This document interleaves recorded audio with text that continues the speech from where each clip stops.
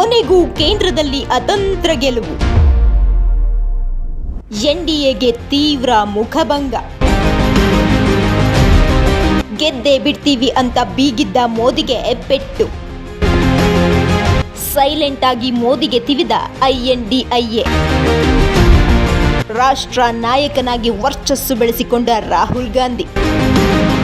ಕೇಂದ್ರದಲ್ಲಿ ಕಾಂಗ್ರೆಸ್ ಪಕ್ಷ ಅಧಿಕಾರಕ್ಕೆ ಬಂದರೂ ಹೆಚ್ಚಿಲ್ಲ. ಇಡೀ ದೇಶದ ಜನ ಕಾತುರದಿಂದ ಕಾಯುತ್ತಿದ್ದ ಲೋಕಸಭಾ ಚುನಾವಣಾ ಫಲಿತಾಂಶ ಹೊರಬಿದ್ದಿದೆ. ನಿರೀಕ್ಷೆ ಮೀರಿ NDA ಮತ್ತು INDIA ನಡುವೆ ಭಾರಿ ಜಿದ್ದಾಜಿದ್ದಿನ ಪೈಪೋಟಿ ನಡೆದಿರುವುದು ಸ್ಪಷ್ಟವಾಗಿದೆ. ಸಂಪೂರ್ಣ ಫಲಿತಾಂಶ ಮುಗಿಯುವ ಸಮಯಕ್ಕೆ NDA ಒಕ್ಕೂಟ 292 ಸ್ಥಾನಗಳನ್ನು ಗಳಿಸಿದ್ರೆ INDIA ಮಿತ್ರಕೂಟಗಳು 232 ಸ್ಥಾನಗಳಿಗೆ ದಾಪುಗಾಲು ಬಿಟ್ಟಿದೆ. ಕರ್ನಾಟಕದಲ್ಲಿ ಬಿಜೆಪಿ 17 ಕ್ಷೇತ್ರಗಳಲ್ಲಿ ಜಯಭೇರಿ ಬಾರಿಸಿದ್ದು, ಕಾಂಗ್ರೆಸ್ 9 ಕ್ಷೇತ್ರಗಳಲ್ಲಿ ಜಯಭೇರಿ ಬಾರಿಸಿದೆ.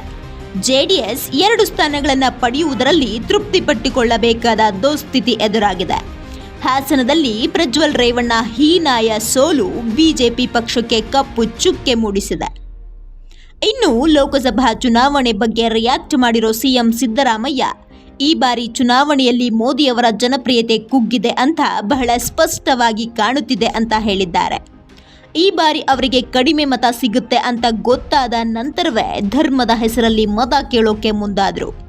ಮುಸ್ಲಿಮರನ್ನ ಟಾರ್ಗೆಟ್ ಮಾಡಿದ್ರು. ಮೋದಿಯವರ ಸುಳ್ಳುಗಳು, ಕೋಮುವಾದದ ಮೇಲೆ ಮತ ಕೇಳೋದು, ಹೆದರಿಸೋದು, ಬೆದರಿಸೋದು ಇದ್ಯಾವುದೂ ಕೂಡ ವರ್ಕೌಟ್ ಆಗಿಲ್ಲ. ಒಟ್ಟಾರೆಯಾಗಿ ಬಿಜೆಪಿಗೆ ಬಹಳ ಹಿನ್ನಡೆಯಾಗಿದೆ. INDIAಗೆ ಬೆಂಬಲ ಸಿಕ್ಕಿದೆ ಅಂತ ಹೇಳಿದ್ದಾರೆ.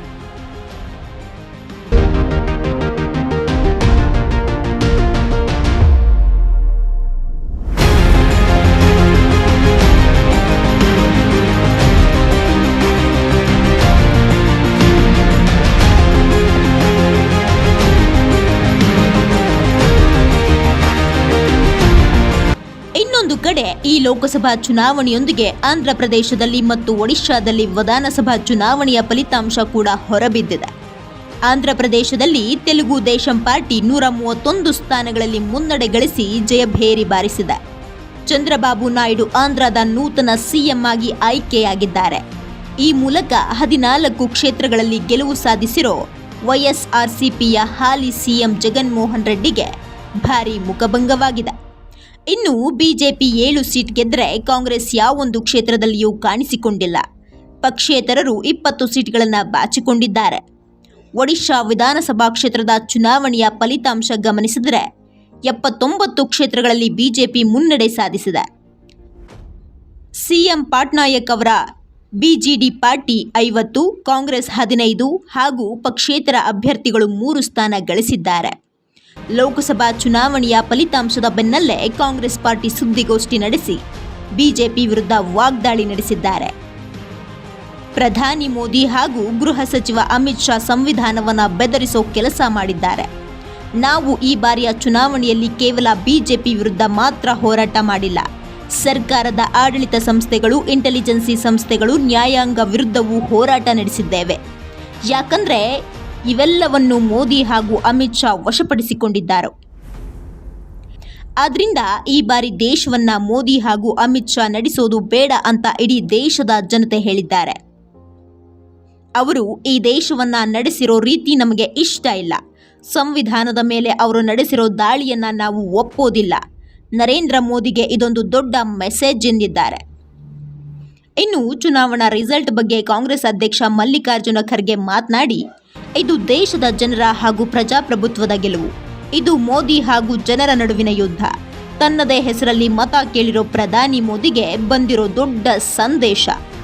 ಈ ಬಾರಿ ಆಡಳಿತಾರೂಢ ಬಿಜೆಪಿ ಪಕ್ಷಕ್ಕೆ ಸೇರಿದಂತೆ ಯಾವ ಪಕ್ಷಕ್ಕೂ ಜನತೆ ಬಹುಮತ ಕೊಟ್ಟಿಲ್ಲ. ಇನ್ನು ಪಕ್ಷದ ಭವಿಷ್ಯದ ಬಗ್ಗೆ ಮಾತನಾಡಿದ ಮಲ್ಲಿಕಾರ್ಜುನ ಖರ್ಗೆ, ಸದ್ಯಕ್ಕೆ ಕಾಂಗ್ರೆಸ್ ಪಕ್ಷದ ಸ್ಟ್ರಾಟಜಿಗಳನ್ನು ಡಿಸ್ಕ್ಲೋಸ್ ಮಾಡೋಲ್ಲ ಅಂದಿದ್ದಾರೆ. ಹಾಗೇನಾದರೂ ಮಾಡಿದ್ರೆ ಮೋದಿಜಿ ಅಲರ್ಟ್ ಆಗ್ತಾರೆ.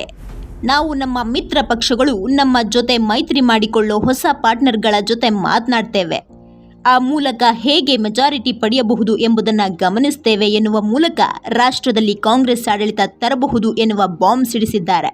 ಲೋಕಸಭಾ ಫಲಿತಾಂಶದ ಬಗ್ಗೆ ಮಾತನಾಡಿರೋ ಬಂಗಾಳ ಸಿಎಂ ಮಮತಾ ಬ್ಯಾನರ್ಜಿ, ಮೋದಿ ಬಿಜೆಪಿ ಚುನಾವಣಾ ನಂತರ 400 ಸೀಟ್ಗಳ ಆತ್ಮವಿಶ್ವಾಸವನ್ನ ಕಳ್ಕೊಂಡಿದ್ರು. ಇದರ ನೈತಿಕ ಹೊಣೆ ಹೊತ್ತ ನರೇಂದ್ರ ಮೋದಿ ರಾಜೀನಾಮೆ ಕೊಡಬೇಕು. INDIA ಮೈತ್ರಿಕೂಟ ಗೆದ್ದು ಮೋದಿ ಸೋತಿದ್ದಾರೆ. ಅವರು ಅಯೋಧ್ಯೆಯನ್ನೇ ಕಳೆದುಕೊಂಡಿದ್ದಾರೆ. INDIA ಮೈತ್ರಿಕೂಟದ ಗೆಲುವು ನನ್ನ ಪೊಲಿಟಿಕಲ್ ರಿವೆಂಜ್ ಅಂತ ಹೇಳಿದ್ದಾರೆ.